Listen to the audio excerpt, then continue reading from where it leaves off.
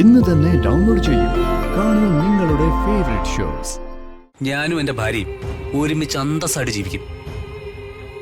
നാട്ടുകാരുടെ പെടലിക്കിട്ട് പലിശ എന്ന വട്ടവാള് കെട്ടിവെക്കാതെ ഒരുപക്ഷെ അമ്മയേക്കാൾ വലിയ കാശുകാരും ആവും. ദേവിയുടെ വഴിപാടാ അരനാഴി. പിറന്നാൾ മധുരമായി രാധമ്മ തന്നെ ഇത് രാജുവിന് കൊടുത്തോളൂ.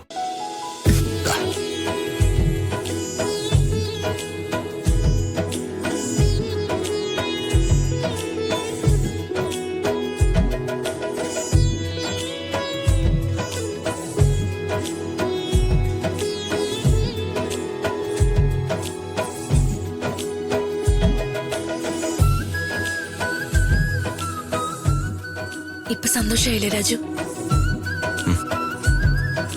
അവന്റെ അമ്മയെ കണ്ടപ്പോ തന്നെ അവന്റെ മുഖം തെളിഞ്ഞു. കുടുംബത്തിൽ എന്തെല്ലാം തെറ്റിദ്ധാരണകളും പ്രശ്നങ്ങളും ഉണ്ടായാലും അതെല്ലാം പരിഹരിക്കുന്ന മരുമകള് അവള് വീടിന്റെ വിളക്ക് തന്നെയാ. എനിക്ക് ചില തെറ്റുകൾ പറ്റിപ്പോയി തിരുമേനി. ഞാൻ എന്റെ ഭർത്താവിനെയും മകനെയും പൊന്നുപോളുടെ കുഞ്ഞിനെയും തെറ്റിദ്ധരിച്ചു. ഇടയ്ക്കൊന്ന് തെറ്റിപ്പോയെങ്കിലും പണ്ട് ഞാൻ ഒത്തിരി മോഹിച്ചതാ ഈ കുഞ്ഞിനെ മരുമകളായിട്ട് കിട്ടണമെന്ന്. സാക്ഷാൽ ദേവിയാ ദേവി.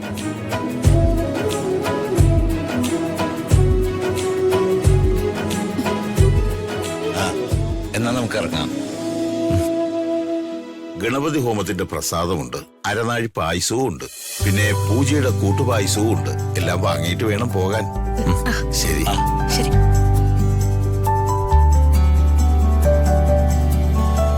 ദേവി, സമാധാനമായിട്ടെല്ലാം പരിഹരിച്ചു തന്നതിന് നന്ദി, ഒരുപാട് നന്ദി.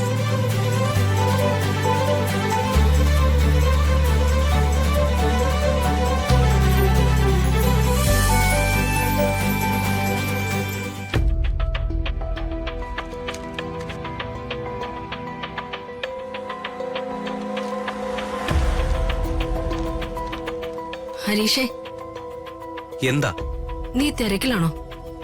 ഇപ്പോ തിരക്ക് കുറവാണെങ്കിലും ഓട്ടോയും ഓട്ടോക്കാരൊക്കെ ഉടനെ വന്ന് നിറയും. എനിക്കൊരു മാന്യതയുണ്ട്, അത് കളയാതെ ഞാൻ എങ്ങനെയെങ്കിലും ഒന്ന് ജീവിച്ചോട്ടെ. നിന്നെ വളർത്തി വലുതാക്കി വിട്ടത് ഞാനാ. ആ, അത് കറക്റ്റാ അമ്മ പറയുന്നത്. വളർത്തി വലുതാക്കി അടിച്ചു വിട്ടു, ആങ്ങളയുമായി ചേർന്ന്. അടിച്ചിട്ടുണ്ടെങ്കിലേ അത് നിന്റെ കയ്യിലിരിപ്പിന്റെ ഗുണം കൊണ്ടാ. അതെ, എന്റെ കയ്യിലിരിപ്പ് ഇത്തിരി മോശമാ. അങ്ങനെയുള്ള എന്നെ എന്തിനാ കാണാൻ വന്നേ? അതെ, ഞാൻ നിന്റെ അമ്മയായതുകൊണ്ട്. ഏതൊരമ്മയ്ക്കും മക്കളെ മറക്കാൻ പറ്റാത്തതുകൊണ്ട്. ഓ, എന്തിനാ വന്നതെന്ന് വെച്ചാ വേഗം പറയാമേ. എനിക്ക് ഓട്ടം വന്നാൽ ഞാൻ പോവും. ഞാൻ ഇത് ഓടിച്ചാ ജീവിക്കുന്നത്, അല്ലാതെ പലിശ പിരിച്ചല്ല. ആ, പലിശ പിരിച്ച കാശുകൊണ്ടാ നീ ഉണ്ട് വളർന്നത്. എന്നെ ഊട്ടി വളർത്തിയ കണക്ക് പറയാനാണ് ഇപ്പൊ ഇങ്ങോട്ട് വന്നത്. അല്ല എടാ, എനിക്ക് നിന്നോട് ചില കാര്യങ്ങൾ പറയാനുണ്ട്, അത് നീ കേക്കണം. പറഞ്ഞോ, ഞാൻ കേക്കുമല്ലേ. അച്ഛന്റെ കാര്യം അറിയാലോ. അങ്ങേരുടെ തറവാട്ടിലാ. എന്നെ തിരക്കി വന്നിട്ട് മാസങ്ങളായി.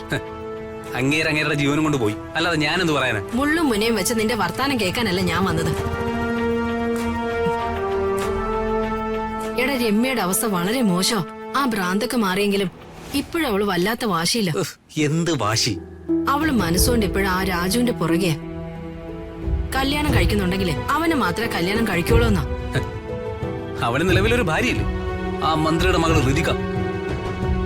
അവന്റെ മറ്റൊരു ഭാര്യ ആയിരിക്കാനാണോ അവളുടെ ആഗ്രഹം? ആ മന്ത്രിയുടെ മകളെ കൊന്നിട്ടാണെങ്കിലും അവള് രാജുവിനെ കെട്ടൂന്നാ പറയുന്നത്. കൊല്ലം അങ്ങോട്ട് ചെല്ലും, അവള് നിന്ന് തരും. ഇനി ഉറക്കത്തിലെങ്ങാനും കൊന്നാലേ രാജുവിന്റെ ഭാര്യയായിട്ടിരിക്കാനൊന്നും പറ്റില്ല. വല്ല സെൻട്രൽ ജയിലിൽ പോയി കിടക്കാം. ഓക്കെ, ചെറിയ വട്ടൊന്നുമല്ല, മുഴുവട്ടം. വല്ല മെന്റൽ ഹോസ്പിറ്റലിൽ കൊണ്ടുപോകും, അല്ലെങ്കിൽ വല്ല സൈക്കാട്രിസ്റ്റിനെയും കാണിക്കും. ആ രാജു പറയുന്നത് എത്ര ശരിയാ. അവൻ ഇവളോട് പ്രേമൊന്നുമില്ലായിരുന്നു, വെറുതെ ഇവളാ അവന്റെ പുറകെ നടന്നത്. അവന്റെ കുടുംബവും പോയി. എടാ മോനെ, അമ്മയ്ക്ക് ഒരു സമാധാനവും ഇല്ല. എന്റെ മോനെ എല്ലാം മറന്ന് നമ്മുടെ വീട്ടിലേക്ക് വാ. എടാ, കുടുംബം ആകെ തകർന്നിരിക്കുക. നീ വന്നാൽ എല്ലാം ശരിയാവും. ഞാൻ എല്ലാം മറക്കാം, അമ്മ എല്ലാം മറക്കോ? മനസ്സിലായില്ല. ഒരിക്കൽ ചോദിച്ച മറുപടി കിട്ടിയതാ. എങ്കിലും ഒരു പ്രാവശ്യം കൂടി ചോദിക്കുന്നു, എന്നെയും എന്റെ ഭാര്യയും വീട്ടിലേക്ക് സ്വീകരിക്കൂ? നിന്റെ ആ ഭാര്യയെ സ്വീകരിക്കില്ല എന്ന് ഞാൻ എത്ര പ്രാവശ്യം പറഞ്ഞു. എനിക്ക് ആ ഭാര്യ അല്ലാതെ വേറെ ഭാര്യമാരില്ല. ഞാൻ തരാന്ന് കല്യാണം കഴിക്കാൻ ഞാൻ ഒരു കല്യാണ വീരനല്ല. നീ വീട്ടിലേക്ക് വാ, നിന്നെ ഞാൻ അന്തസ്സായി വേറെ കല്യാണം കഴിപ്പിക്കാം. എന്നെ പ്രസവിച്ച അമ്മയായി പോയി, അല്ലെങ്കിലേ ഇതിന് ഞാൻ നല്ല മറുപടി പറഞ്ഞാന്. എടാ മോനെ, നീ ഓട്ടോ ഓടിച്ചൊന്നും കഷ്ടപ്പെടണ്ട. ജീവിക്കാനും സ്വന്തം കുടുംബം പുലർത്താനും കഷ്ടപ്പെടുന്നത് എനിക്ക് വളരെ സന്തോഷമുള്ള കാര്യമാണ്. പിന്നെ നിങ്ങളുടെ ആംഗ്ലയായിട്ട് നഷ്ടപ്പെടുത്തിയ എന്റെ സർട്ടിഫിക്കറ്റ്സ് അല്ല ഞാൻ യൂണിവേഴ്സിറ്റിയിൽ നിന്ന് വീണ്ടെടുത്തു. താമസിയാതെ ഞാൻ മറ്റൊരു ജോലിക്ക് കയറും. ഞാനും എന്റെ ഭാര്യയും ഒരുമിച്ച് അന്തസ്സായിട്ട് ജീവിക്കും. നാട്ടുകാരുടെ പെടലിക്കിട്ട് പലിശ എന്ന വട്ടവാള് കെട്ടിവെക്കാതെ ഒരുപക്ഷെ അമ്മയേക്കാൾ വലിയ കാശുകാരും ആവും. പ്രതികാരമൊന്നും അല്ലമ്മേ, വാശിയാ. നിങ്ങളുടെയൊക്കെ മുമ്പിൽ അന്തസ്സായിട്ട് ജീവിച്ച് കാണിക്കണമെന്നുള്ള വാശി. ഇതിനെ അങ്ങനെ അങ്ങ് കരുതിയാ മതി. ഒരു മകളെ അമ്മ കൊഞ്ചിച്ച് വഷളാക്കി. അവള് പറയുന്ന മണ്ടത്തരത്തിനൊക്കെ കൂട്ടുനിന്ന് ഒടുവിൽ അവളെ ഭ്രാന്തിയാക്കി. എല്ലാം കണ്ട് സഹിയേട്ട അച്ഛന്റെ പാട്ടിനും പോയി. മതിയായില്ല അമ്മയ്ക്ക്.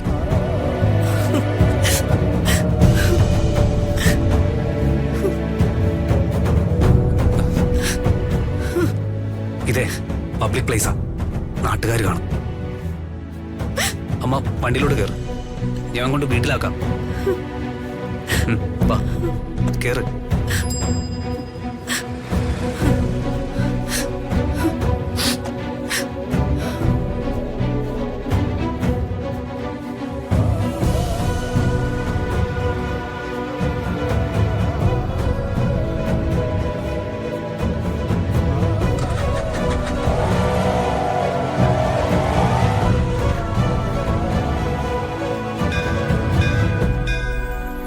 കഴിഞ്ഞ കുറെ ദിവസങ്ങളിൽ എന്റെ മാനസികാവസ്ഥ അങ്ങനെയായിരുന്നു.